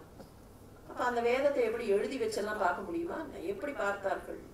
மந்திர பொருளை பார்த்தார்கள். அதுதான் மந்திர திரஷ்டா. மந்திரங்களை பார்த்தார்கள்னா not those words or letters or whatever. அந்த மந்திரங்களின் பொருளாக இருக்கிற பரம்பொருளை அவர்கள் பார்த்தார்கள். கோவில்கள்ல எல்லாம் பிரத்யக்ஷம்னு ஒரு வார்த்தை இருக்கும். நிறைய கோவிலுக்கு போனோம்னா அங்க எழுதி கூட போட்டிருப்பார்கள், இந்த கோவிலில் இந்த ரிஷிக்கு பிரத்யக்ஷம், மார்க்கண்டேயருக்கு பிரத்யக்ஷம் அப்படிம்பார்கள். மார்க்கண்டேயருக்கு பிரத்யக்ஷம். இன்னைக்கு என்ன பண்ணிட்டோம்னா அந்த வார்த்தையை பிரத்யக்ஷம்னு சொன்னா, பிரத்யக்ஷம் அப்படின்னா கண்ணுக்கு முன்னால தெரியறதுன்னு கொண்டு வந்துட்டோம். அதனுடைய டிரைவ்டு மீனிங் அது. கண்ணுக்கு முன்னால தெரியணும்னு அவசியம் இல்லை பிரத்யக்ஷம். நாம நினைக்கிற மாதிரி கண்ணுக்கு முன்னால பிசிக்கலா தெரியணும்னு இல்லை. பிரத்யக் அப்படின்னா உள்ளுக்குள்ளன்னு அர்த்தம். பராக்னா தான் வெளியில, பிரத்யக்னா உள்ள. பிரத்யக்ஷம் அப்படின்னா அகக்கண்ணில் கண்டார்கள். அகக்கண்ணில் அவர்கள் கண்டார்கள். பார்க்க முடியுமா? பார்க்க முடியும் என்கிற நம்பிக்கையும் அந்த பக்குவமும் உள்ளவர்கள் காண்பார்கள். பரமஹம்சர் தான் ஒரு கதை சொன்னார் இல்லையா? ஒரு முனிவர் காட்டுக்கு போயிட்டார். என்ன பண்ண போறார்? தபஸ் பண்ண போறார். அந்த பகுதியில இருந்த ஒரு வேடுவன், அவர் வந்து யாரோ ஒருத்தர் வந்திருக்காரே பாவம், அவருக்கு தெரியும் முனிவர்லாம்னாக்கா கொஞ்சம் டு பி ரெஸ்பெக்டட் அப்படின்னு தெரியும். அதனால வந்து, சாமி இங்க என்ன ஏதோ குடிசை மாதிரி போட்டிருக்கீங்க, அதுதான் என்னுடைய குடி, நான் இங்கே அமர்ந்து தவம் செய்ய போகிறேன். அப்படின்னா என்ன சாமி? இவனுக்கு என்ன புரிய போறது தபஸ்ன்னு சொன்னா, நான் சாமியை நினைச்சு இங்க உட்காந்து மந்திரம் எல்லாம் சொல்லுவேன். அப்படியா சாமி? அந்த சாமி இந்த காட்டுல தான் இருக்கா? ஆமா. இவனுக்கு என்ன தெரிய போறதுன்னு நினைச்சுட்டு, ஆமாப்பா இங்கதான் இருக்கு. சாமி நான் இந்த காட்டுல யாரையுமே பார்த்தது இல்லை சாமி, அந்த சாமி எப்படி இருக்கும் சொல்லு. இவனோட புடுங்கல் தாங்கலையேன்னு அவர் ஏதோ டிஸ்கிரைப் பண்ணிட்டார். அது பாதி சிங்கமா இருக்கும், அது பாதி மனுஷனா இருக்கும். சாமி பாதி சிங்கம் பாதி மனுஷனா? மனுஷனையே நான் இங்க பார்த்தது இல்லை, அப்புறம் எங்க இந்த மாதிரி ஒண்ணு? சரி சாமி நான் வரேன்னு அவன் புறப்பட்டு போயிட்டான். 2 நாள் கழிச்சு வந்து நின்னான். சாமி சாமி நான் புடிச்சு கட்டி இழுத்து கொண்டு வந்துட்டேன். இவர் மந்திரத்தை அப்பதான் தடவின்னு இருக்கார். என்னத்தை பிடிச்சு கொண்டு வந்த? நீங்க சொன்னீங்கல்ல சாமி, இந்த பாதி சிங்கம் பாதி மனுஷன், இவ்வளவு நாள் என் கண்ணிலேயே படல, இவ்வளவு நாள் அது பாரு எனக்கு டிமிக்கி கொடுத்தது, இப்ப நான் பிடிச்சு கட்டி இழுத்து கொண்டு வந்திருக்கேன் பாரு சாமி. என்னதே கட்டி இழுத்து கொண்டு வந்திருக்கியா? நரசிங்கத்தை நீ போய் கட்ட முடியுமா என்ன? ஆமா சாமி நீ சொன்ன இல்ல, நான் கட்டி இழுத்து கொண்டு வந்திருக்கேன் பாருன்னா கையில நீளமா கயிறு வச்சிருக்கான். அந்த கயிறு அங்க போனா அப்படி சுத்துறது. இந்த முனிவர் பார்த்தார், அவர் கண்ணுக்கு தெரியல, ஆனா அவன் கண்ணுக்கு தெரிச்சுது. அவன் கண்ணுல பார்க்க முடிஞ்சது. கட்டி இழுத்து இத பாரு சாமின்னு கயரோட கொடுக்குறான். அந்த கயத்தை பிடிச்சார், ஏதோ ஹெவியா இருக்குன்னு மட்டும் தெரியுது. ஆனா அவர் கண்ணுக்கு அது தெரியவே இல்லை. பரமஹம்சர் சொன்னார், இவர்ல யாரு தபஸ் பண்ணவர்? தபஸ் எது? வெறுமன மந்திரத்தை மொணமொணான்னு சொல்றது மாத்திரம் இல்லை, உள்ளுக்குள்ள இருக்கக்கூடிய அந்த நம்பிக்கை. அந்த நம்பிக்கை தான் பிரத்யக்ஷமாக வேத பொருளை பார்க்க வைத்தது மந்திர திரஷ்டாக்கள். அந்த வேதத்திற்குள்ளே இருப்பவனை சாம வேதம் பெரிதும் உகப்பானை. சாம வேதத்தில் மாத்திரம் அல்ல, எல்லா வேதத்துக்குள்ளேயும் அவர்தான். ரிக்வேதத்தினுடைய மந்திரங்கள் கொஞ்சம் மியூசிக்கலா இருக்கும் போது அது சாமவேதம். ரெண்டும் ஒரே மந்திரம் தான் இருக்கும். இங்க இருக்கிற மந்திரம் அங்க மாறலாம் மாறாது, அதே மந்திரம் தான். ஆனால் அதை மியூசிக்கலா இருக்கும் சாமவேதம்ங்கிறது. அந்த மியூசிக்காலிட்டி, சாமவேதம் இசைத்து தான் ராவணன் கைலை மலையையே உருக வைத்தான்னு கணக்கு. சாமவேதத்தில் உகந்து இருப்பவர் மங்கை நங்கை மலைமகள் கண்டு மருவி ஏத்தி வழிபட பெற்ற. மங்கையாக நங்கையாக இருக்கிற அந்த மலை மகள், ஹிமவான் மகள், மருவி ஏத்தி வணங்கி போற்றி வழிபடுகிற கங்கையாளன். கொஞ்சம் குறும்பா சொல்றார். இவர் யார் தெரியுமா? இந்த பெண் அவரை வணங்குகிறாள், ஆனா அவர் தலையில வேற ஒரு பெண் உட்கார்ந்துட்டு இருக்கா, கங்கையாளன். கங்கையாளனை கம்பன் எம்மானை, கங்கையை தலையில் கொண்டவர் ஏகம்பனாக இருக்கிற எங்களுடைய பரம்பொருளை காண கண் அடியேன் பெற்றவாறே. விண்ணவர் தொழுது ஏத்த நின்றானை, வேதம்தான் விரித்து ஓத வல்லானை, நன்னினார்க்கு என்றும் நல்லவன் தன்னை நாளும் நாம் உகக்கின்ற பிரானை, எண்ணில் தொல் புகழாள் உமை நங்கை என்றும் ஏத்தி வழிபடப் பெற்ற கண்ணும் மூன்றுளை கம்பன் எம்மானை காண கண் அடியேன் பெற்றவாறே. தேவலோகத்து மாணவர்கள் தொடக்கூடியவனை, வேதம்தான் விரித்து ஓத வல்லானை. வேதத்தை ஓதுவதில், வேதத்தை வெளிப்படுத்துவதில் சிவபெருமானுக்கு அவ்வளவு ஆர்வமா. அந்த வேதத்தை தானே ஓதக்கூடியவர். பல நேரங்கள்ல வேதம் ஓதக்கூடிய அந்தணராக தன்னுடைய பக்தர்களுக்கு காட்சி அளித்தவர்.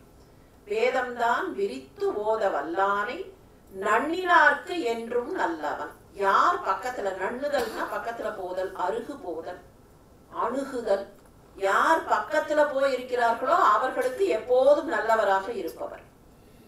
புறத்தார்க்கு சேயோன், ஆனா பக்கத்துல யார் வருகிறார்களோ அவர்களுக்கு அணுக்கமாக இருப்பவர். நன்னினார்க்கு என்றும் நல்லவன் தன்னை நாளும் நாம் உகக்கின்ற பிரானை. எல்லா நாளும் நாம் களிப்போடு காணுகிற, மகிழ்ச்சியோடு காணுகிற எங்கள் பிரான் எண்ணில் தொல் புகழாள். நினைத்து பார்த்தா மிக தொன்மையான புகழை கொண்டவள் உமை நங்கை என்றும் ஏத்தி வழிபட பெற்ற கண்ணும் மூன்றுளை கம்பன். மூன்று கண்களை, நெற்றிக் கண்ணும் சேர்த்து மூன்று கண்களை கொண்டவர். கண்ணுதல்னே பேரு சிவபெருமானுக்கு. நுதல்னா நெற்றி, நெற்றியில கண் கொண்டவர்ங்கிறதுனால அவருக்கு பேரே கண்ணுதல். கண்ணும் மூன்றுளை கம்பன் எம்மானை காண கண் அடியேன் பெற்றவாறே. இந்த படத்துல பார்க்கலாம், அந்த சிவலிங்கத்தை அம்பிகை அப்படியே பற்றி கொண்டிருப்பா. அத தழுவ குலைந்த நாதராக தழுவி கொண்டிருக்கக்கூடிய திருக்கோலம் அந்த கோவில்ல அங்க மேல அமைச்சிருக்கும். சிந்தித்து என்றும் நினைந்து எழுவார்கள் சிந்தையில் திகழும் சிவன் தன்னை, வந்தித்த வினை பற்று அறுப்பானை, பாலொடு ஆண் அஞ்சும் ஆட்டு உகந்தானை, அந்தமில் புகழாள் உமை நங்கை ஆதரித்து வழிபட பெற்ற கந்தவார் சடை கம்பன் எம்மானை காண கண் அடியேன் பெற்றவாறே. ரொம்ப சுலபமா ஒரு வழி சொன்னார். சிந்தித்து என்றும் நினைந்து எழுவார்கள் சிந்தையில் திகழும் சிவன். காலையில் உறக்கத்திலிருந்து எழுந்திருக்கும் போது தன்னை யார் நினைக்கிறார்களோ அவர்களுடைய சிந்தனையில் எப்போதும் தங்குகிற சிவன். எவ்வளவு சிம்பிளா ஒரு வழி. சிந்தித்து என்றும் நினைந்து எழுவார்கள்.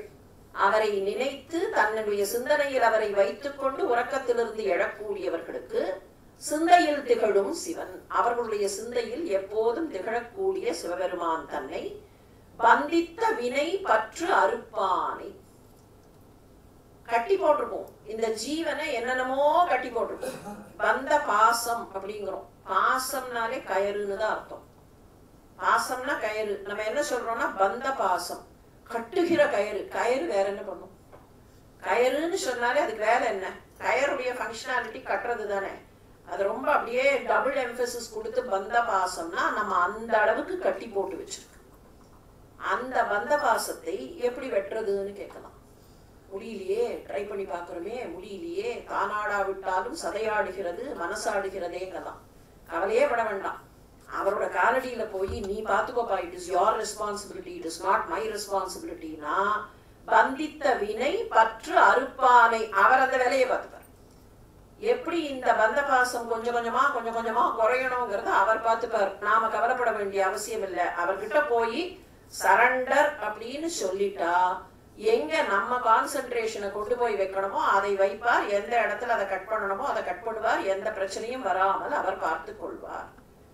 கிருஷ்ணர் அர்ஜுனனுக்கு சொன்னது அதுதானே. முதல்ல கர்ம சந்நியாச யோகம்னு அது அவ்வளவு வேண்டாம்ப்பா, கர்மயோகம் தான் வசத்தின்னு சொல்லிட்டு கடைசி சாப்டர்ல என்ன பண்ணிடுவார் தெரியுமா? நீ கர்ம சந்நியாச யோகத்தை கைப்பிடியும்பார்.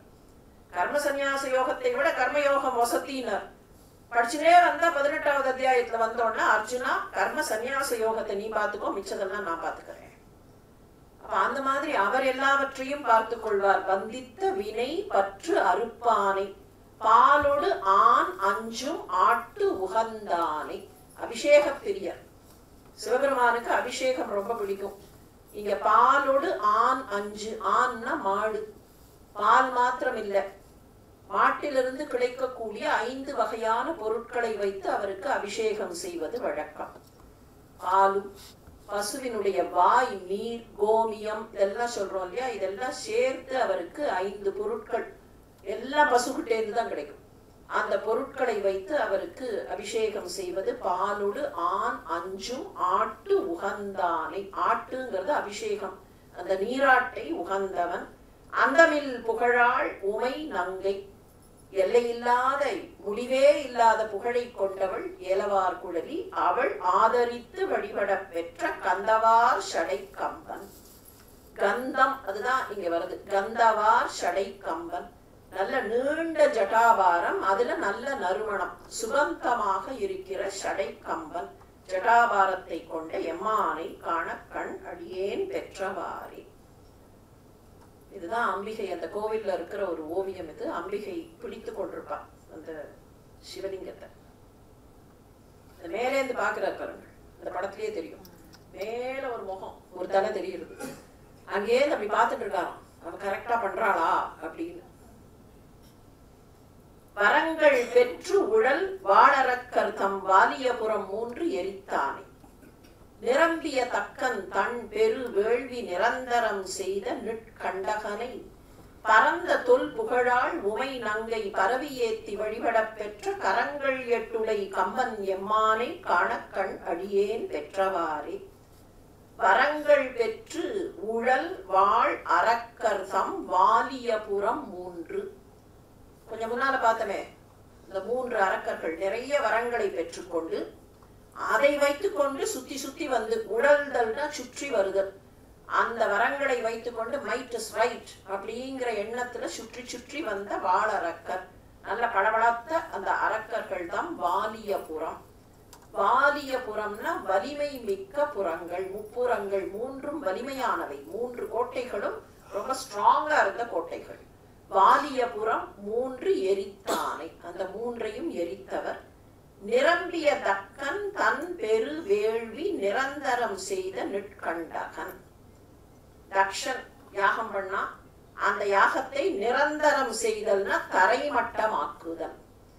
இது திருமங்கையாழ்வார்ட்டையும் வரும். நிரந்தரம் செய்யும்னு வரும். நிரந்தரம், நிலம் தரம், தரைமட்டமாக்குதல்னு பேரு. அந்த யாகத்தை ஒண்ணுமில்லாம பண்ணி அப்படியே தரைமட்டமாக்கிய நிரம்பிய தக்கன் தன் பெரு வேள்வி.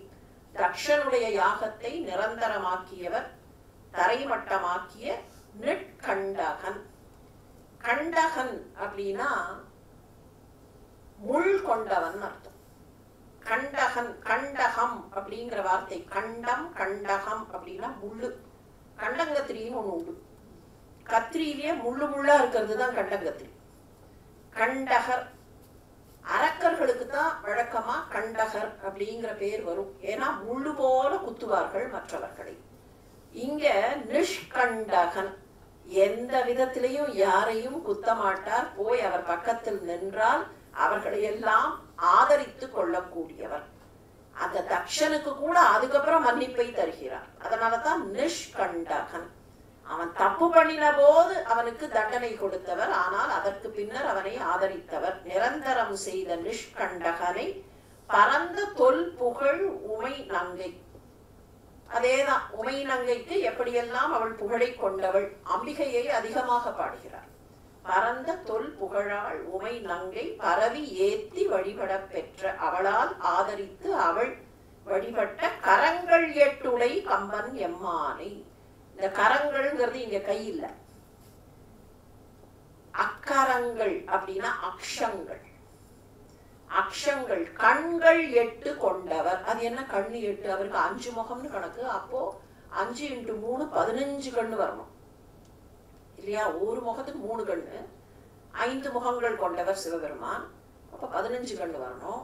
இது என்ன 8 கண்ணு எங்கேருந்து வருது அப்படின்னா 8 திக்குகளிலேயும் கண்கள் கொண்டவர். சிவபெருமானுக்கு திசைகளையே ஆடையாக அணிந்தவர்னு ஒரு திருநாமம் உண்டு. சிவ சகஸ்ரநாமத்துல வரும் திகம்பரர். நீங்க ஜெயின் குரூப்ஸ்ல Digambara sect and the Shvetambara sect அப்படிம்பார்கள். ஸ்வேதம்பரர்கள் யாருன்னு கேட்டா வெள்ளை ஆடை அணிந்தவர்கள், ஸ்வேத அம்பரம். திகம்பரா அப்படின்னாக்க திக்குகளையே ஆடைகளாக அணிந்தவர்கள். அந்த குரூப் பார்த்தா அவர்கள் அந்த அதிலேயே ரொம்ப அந்த உயர்ந்த துறவிகளாக இருப்பவர்கள் அவர்கள் ஆடை அணிய மாட்டார்கள். அவதூத சன்னியாசிம்பார்களே, அந்த மாதிரி அவதூதர்களாக இருப்பார்கள். அவர்கள் ஆடை அணிய மாட்டார்கள். அதனாலதான் அதுக்கு திகம்பரா செக்ட்னு பேர் வந்தது. சிவபெருமானுக்கு திகம்பரர்னு பேரு. ஆடையை தன்னுடைய திக்குகளையே, தனக்கான இந்த திக்குகளையே ஆடைகளாக, அவர் தானே பிரபஞ்சம். அப்ப 8 திக்குகளும் அவருடைய திக்குகள் தானே, அவற்றையே ஆடைகளாக அணிந்தவர்னு ஒரு கணக்கு. அந்த 8 திக்குகளும் அவர்களுக்கு கண்களாக இருக்கின்றன. அப்படின்னா பகவான் பார்க்காத விஷயம் இல்லைன்னு அர்த்தம். சஹஸ்ர சீர்ஷா சஹஸ்ராக்ஷ அப்படின்னு வேதம் சொல்லும். சஹஸ்ராக்ஷன்னா 1000 கண்ணுடையார். 1000னா கரெக்டா கணக்கு பண்ணி 1000ன்னு அர்த்தம் இல்ல, எல்லா இடத்துலயும் பார்த்துட்டு இருக்காருன்னு அர்த்தம். அவர் பார்க்காத இடம் இல்ல, அவர் பார்க்காத திக்கு இல்ல. அந்த திக்குல போனா அவரை ஏமாத்திடலாம் அப்படின்னு சொல்ல முடியாது. எல்லா இடத்துல இருந்தும் பார்த்து கொண்டு இருக்கிறார். கடவுள் பார்க்கலன்னு நினைச்சுதானே பல சமயங்கள்ல தவறுகள் அதிகப்படுகின்றன. அவர் எல்லா இடத்துல இருந்தும் பார்த்துட்டு இருக்கார். கரங்கள் 8 கம்பன் எம்மானை காண கண் அடியேன் பெற்றவாறே.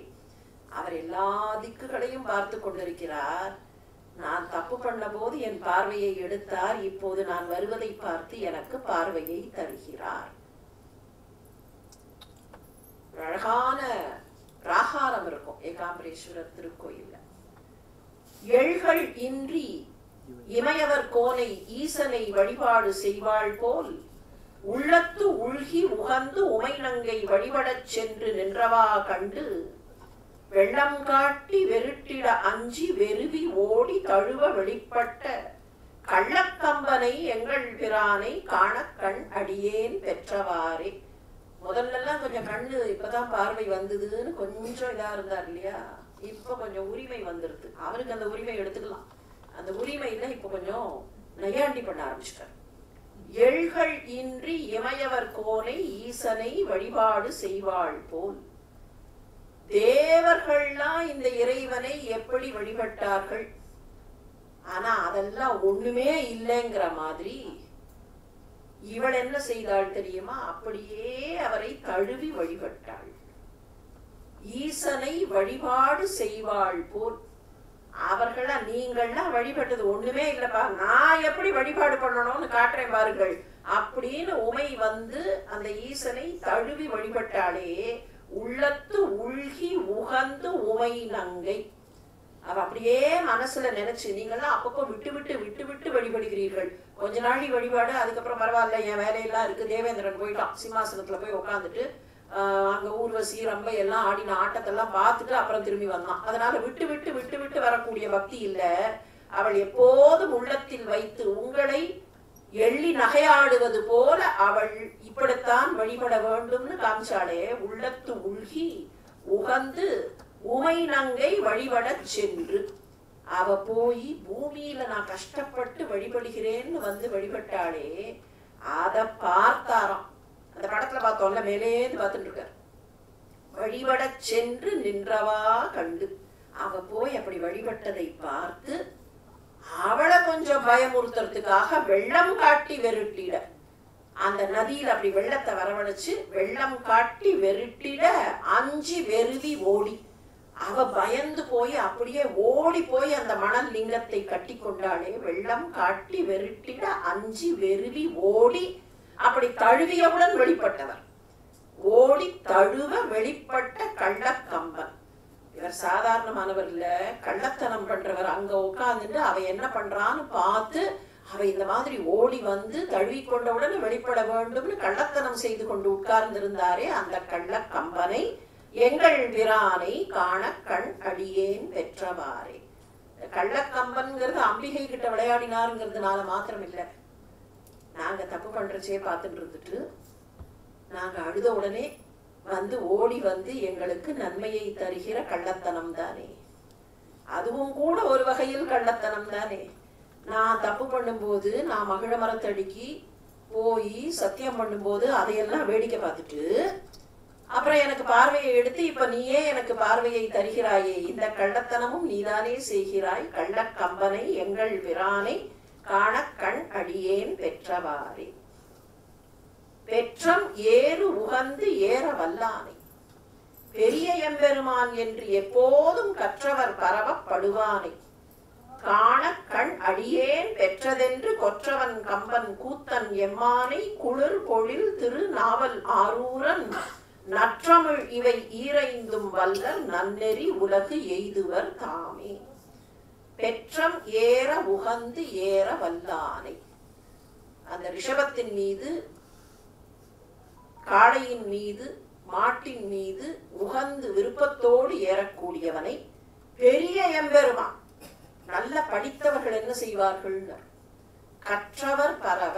கற்றவர்கள், நல்ல கற்றவர்கள், முதிர்ந்த ஞானம் கொண்டவர்கள், ஆன்று அவிந்து கற்றவர்கள். இவன்தான் பெரிய எம்பெருமான், ஹீ இஸ் தி உச்சம், ஹீ இஸ் தி சுப்ரீம் என்று எப்போதும் வழிபடுவார்களே. அப்படிப்பட்டவனை காண கண் அடியேன் பெற்றதென்று, நான் கண் பெறுவதற்கு என்னவெல்லாம் நடந்தது என்று கொற்றவன் கம்பன் கூத்தன் எம்மானை. கொற்றவன் அவன்தான் அரசாட்சி செய்பவன். ஏகம்பன் கூத்தன் கூத்தாடக்கூடிய அம்பலவாணன். அந்த எம்மானை, அந்த எங்கள் தெய்வத்தை குளிர் பொழில் திருநாவல் ஆரூரன், நல்ல குளிர்ச்சியாக இருக்கிற திருநாவலூர் என்கிற ஊரிலே தோன்றிய நம்பி ஆரூரன் இந்த 10 பாடல்களையும் பாடியதை யார் திரும்ப சொல்கிறார்களோ, நற்றமிழ் இவை ஈரைந்தும் வல்ல நன்னெறி உலகு எய்துவர் தாமே. இந்த உலகத்தில் நல்ல நெறிகளை பெறுவார்கள், நல்ல விஷயங்களை பெறுவார்கள், நோய்கள் விலகும், நன்மைகள் கிடைக்கும் என்பதுதான் இந்த பதிகம் நமக்கு தரக்கூடிய செய்தி.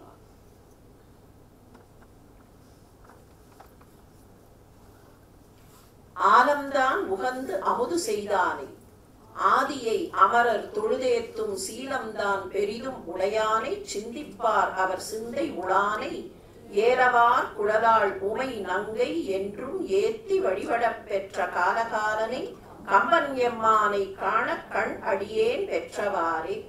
உற்றவர்க்கு உதவும் பெருமானை ஊர்வதொன்று உடையான் உம்பர் கோனை, பற்றினார்க்கென்றும் பற்றவன் தன்னை பாவிப்பார் மனம் பாவிக்கொண்டானை, அற்றமில் புகழாள் உமை நங்கை ஆதரித்து வழிபடப் பெற்ற கற்றைவார்ச்சடை கம்பன் எம்மானை காண கண் அடியேன் பெற்றவாறே. திரியும் முப்புறம் தீப்பிழம்பாக செங்கண்மால் விடை மேல் திகழ்வானை, கரியின் ஈருரி போர்த்து உகந்தானை, காமனை கனலா விழித்தானை, வரிகொள் வெள்வளையாள் உமை நங்கை மருவி ஏத்தி வழிபடப் பெற்ற பெரிய கம்பனை எங்கள் பிரானை காண கண் அடியேன் பெற்றவாறே. குண்டலம் திகழ் காதுடையானை, கூற்று உதைத்த கொடும் தொழிலானை, பண்டலம்பு மலர் கொன்றையினானை, வாழ் அராமதி சேர் சடையானை, கெண்டயம் தடக்கண் உமை நங்கை கெழுமி ஏத்தி வழிபடப் பெற்ற கண்டம் நஞ்சுளை கம்பன் எம்மானை காணக்கண் அடியேன் பெற்றவாறே. வெல்லும் வெண்மழு ஒன்றுடையானை வேலை நஞ்சுண்ட வித்தகன் தன்னை அல்லல் தீர்த்தருள் செய்ய வல்லானை அருமறை அவை அங்கம் வல்லானை எல்லையில் புகழாள் உமை நங்கை என்றும் ஏத்தி வழிபடப் பெற்ற நல்ல கம்பனை எங்கள் பிரானை காணக்கண் அடியேன் பெற்றவாறே. திங்கள் தங்கிய சடையுடையானை தேவதேவனை செடுங்கடல் வளரும் சங்க வெண்குடை காதுடையானை சாமவேதம் பெரிதும் உகப்பானை மங்கை நங்கை மலைமகள் கண்டு மருவி ஏத்தி வழிபடப் பெற்ற கங்கையாளனை கம்பன் எம்மானை காணக்கண் அடியேன் பெற்றவாறே. விண்ணவர் தொழுது ஏத்த நின்றானை வேதம்தான் விரித்து ஓத வல்லானை நன்னினார்க்கு என்றும் நல்லவன் தன்னை நாளும் நாம் உகக்கின்ற பிரானை எண்ணில் தொல் புகழாள் உமை நங்கை என்றும் ஏத்தி வழிபடப் பெற்ற கண்ணும் ஒன்றுடை கம்பன் எம்மானை காணக்கண் அடியேன் பெற்றவாறே. சிந்தித்து என்றும் நினைந்து எழுவார்கள் சிந்தையில் திகழும் சிவன் தன்னை வந்தித்த வினை பற்று அறுப்பானை பாலொடு ஆனஞ்சும் ஆட்டு உகந்தானை அந்தமில் புகழாள் உமை நங்கை ஆதரித்து வழிபடப் பெற்ற கந்தவார் சடை கம்பன் எம்மானை காணக்கண் அடியேன் பெற்றவாறே. வரங்கள் பெற்று உடல் வாழறக்கர்தம் வாலியபுரம் 3 எரித்தானை நிரம்பிய தக்கன் தன் பெரு வேள்வி நிரந்தரம் செய்த நிஷ்கண்டகனை பரந்த தொல் புகழாள் உமை நங்கை பரவியேத்தி வழிபடப் பெற்ற கரங்கள் 8 கம்பன் எம்மானை காணக்கண் அடியேன் பெற்றவாறே. எள்கள் இன்றி இமையவர் கோனை ஈசனை வழிபாடு செய்வாள் போல் உள்ளத்து உள்கி உகந்து உமை நங்கை வழிபடச் சென்று நின்றவா கண்டு வெள்ளம் காட்டி வெருட்டிட அஞ்சி வெறுவி ஓடி தழுவ வெளிப்பட்ட கள்ளக்கம்பனை எங்கள் பிரானை காணக்கண் அடியேன் பெற்றவாறே.